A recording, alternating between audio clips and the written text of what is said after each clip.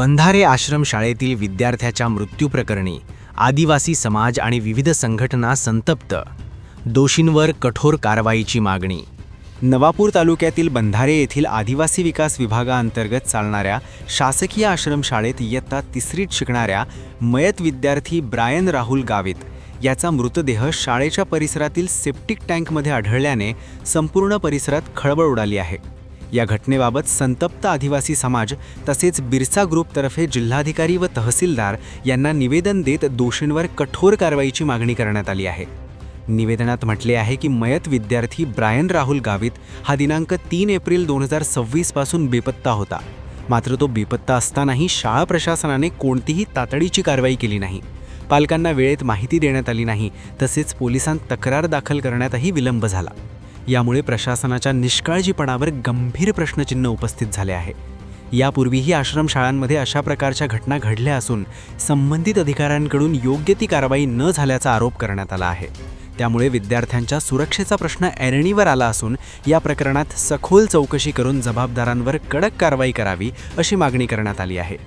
निवेदनाद्वारे करण्यात आलेल्या प्रमुख मागण्या पुढीलप्रमाणे आहेत. संबंधित व्यवस्थापक, अधीक्षक व इतर जबाबदार कर्मचाऱ्यांवर तात्काळ गुन्हा दाखल करावा.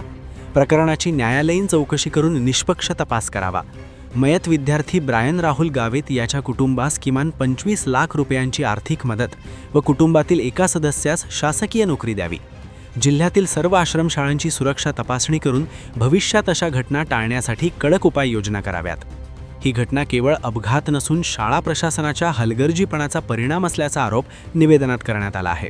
योग्य वेळी कारवाई न झाल्यास तीव्र जनआंदोलन छेडण्याचा इशाराही आदिवासी समाज तसेच बिरसा ग्रुपने दिला आहे. दरम्यान या निवेदनावर नगरसेवक मनोहर गावित, कोलदा सरपंच तेजस वसावे, प्रकाश गावित, ईश्वर गावित, संदीप गावित, निलेश गावित, संदीप मावची, येसुफ गावित, महेंद्र गावित, दर्शन गावित, कल्पेश गावित, मनोहर गावित, दानियल गावित, गुलजी गावित, अविनाश गावित, नवनीत मावची, प्रवीण गावित यांच्यासह अनेक ग्रामस्थ व समाज बांधवांच्या स्वाक्षऱ्या आहेत. यावेळी नवापूर नगरपालिकेचे लोकनियुक्त नगराध्यक्ष जयवंत जाधव उपस्थित होते. प्रशासनाने या गंभीर घटनेची तातडीने दखल घेऊन दोषींवर कठोर कारवाई करावी व मयत विद्यार्थ्याच्या कुटुंबाला न्याय द्यावा अशी मागणी जोर धरत आहे. बंधारे आश्रमशाळा ही नेहमी वादाच्या भोवऱ्यात सापडणारी आश्रमशाळा आहे.